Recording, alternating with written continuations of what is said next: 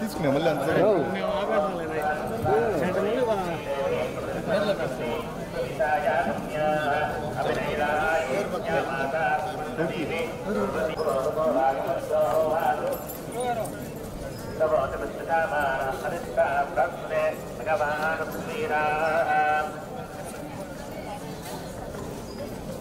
అంటే అదే బాబుకి పేరు పెడదామని వచ్చాము. ఇక్కడే తిరుమలలో బాబుకి ఫస్ట్ టైం పేరు పెడదామని చెప్పి తీసుకొచ్చాము. దర్శనం చాలా బాగా జరిగింది.